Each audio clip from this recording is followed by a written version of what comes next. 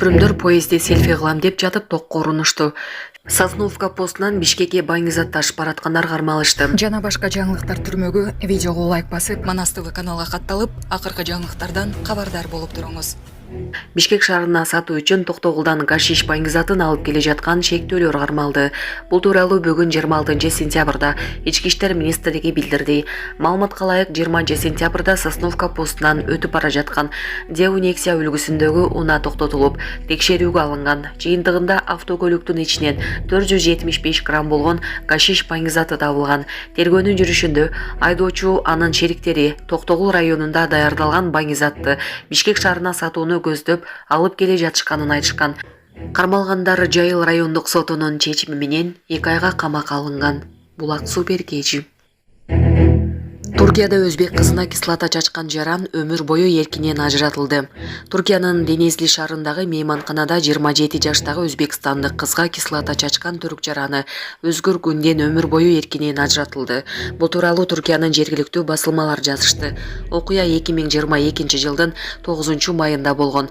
Өзгөр күндөн өзбекстандык сүйлөшкөн кызы Сажида Каландарова менен Карахаит аймагындагы мейманканага барган. Алардын жанына кыздын курбусу дагы болгон. Кыз сүйлөшүп жаткан адамынын телефонуна руксатсыз алып, ичин караганы чыккан. Жинденген өзгөр күндөн сейфте турган кислотаны алып, кыздын бетине чачып жиберген. Жыйынтыгында кыз оор жаракат алып, кислота чачкан киши качып кеткен. Полиция шектүүнү Денизли районунан кармаган. Ал эми жаракат алган кыз 38 күн ооруканада жатып, андан кийин каза болгон. Сот өзгөр күндөнди атайлап киши өлтүрүү кылмышы менен өмүр бою эркинен ажыратты. Урматтуу Москва шаарындагы мекендештер, эгерде сизди тиш оорусу тынчсыздандырып жатса, анда сизге Умбем клиникасын сунуштайбыз. Стоматология заманбап техникалык каражаттар жана материалдар менен камсыздалган. Жогорку даражадагы адистер өз ишинин сапатына кепилдик беришет. Хирургиялык стоматология, тиштерди кооздоп калыбына келтирүү, кандай гана оор абалдагы тиш болбосун, оорутпай алып салабыз, жулабыз. Тиштерди кесипкөй чеберчиликте, гигиеналык тазалоодон өткөрөбүз. Брекет системабыз да бар. Имплантация жасайбыз. Металлокерамика, цирконий жана башка түрлөрдү колдонуу менен сиз каалаган сапатта тиштериңиздерди оңдоп түзөп, салып жана тазалап беребиз. Биздин дарек Москва шаары, ВДНХ метросу, Кондратюка көчөсү 2, байланыш номеру +7 925 103 22 55. Депутат онлайн кумаркана жаштардын түбүнө жете турган болду. Бир жигит $300 000 оттуруптур.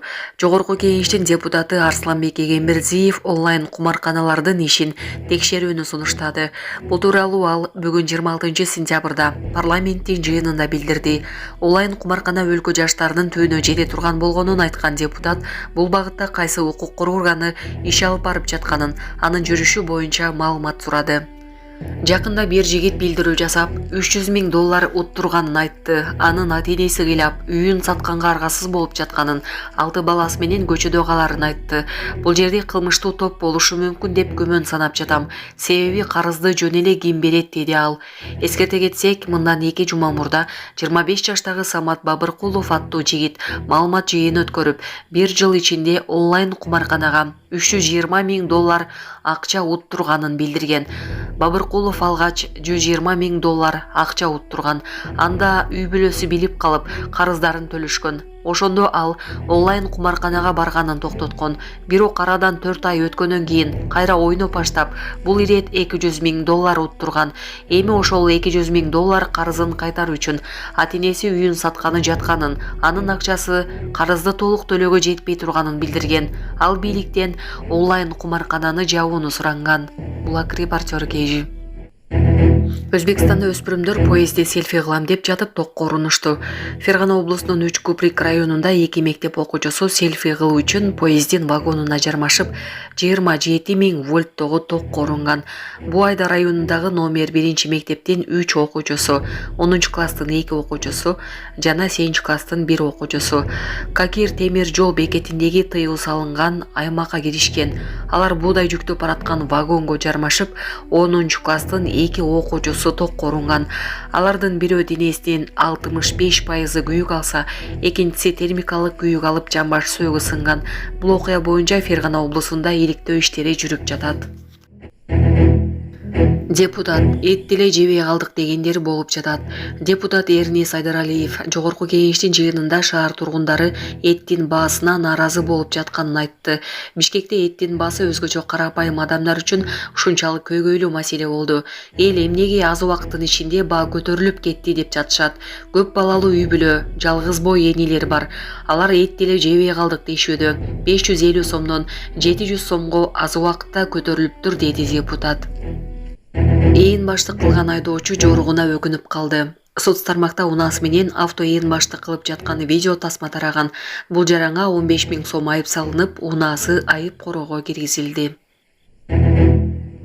Ички иштер министрлиги Ноокатта инженер 50 000 сом пара алып жатканда кармалды. Ноокатта райондук электр тармактары мекемесинин кызматкери пара алып жаткан жеринен кармалды. Бул тууралуу Ички иштер министрлигинен билдиришти. Маалыматка караганда милицияга райондун тургуну кайрылып, үйүнө 3 фазалык электр энергия системасын киргизейин десе, Ноокат районунун электр тармактары ишканасынын инженери 60 000 сом талап кылгандыгын билдирген. Бул факт боюнча кылмыш иши козголуп, тергөө башталган. Министрликтен билдиришкендей, аталган инженер 25 сентябрда 50 000 сом алып жатканда иш бөлмөсүнөн кармалган. Ал убактылуу кармоочу жайга камакка алынды. Тергөө иштери уланууда. Жалал-Абадта ишкерлерден акча алып жүргөн УКМКнын кызматкери кармалды. УКМКнын көйлөгүн жасатып алып ишкерлерди тоноп жүргөн жаран кармалды. Бул тууралуу атайын кызматтан кабарлашты. Маалыматка ылайык, комитетке мыйзамсыз текшерүү боюнча бир нече кайрылуу түшкөн. Тергөөнүн жүрүшүндө жаран УКМКнын жасалма кызматтык көйлөгүн колдонуп, муниципалдык кызматчыларды жана жеке ишкерлерди опузалаган аныкталган. Ал финансылык чарбалык ишмердигин текшерүү шылтоосу менен жабырлануучуларды акча берүүгө мажбурлаган деп айтылат маалыматта.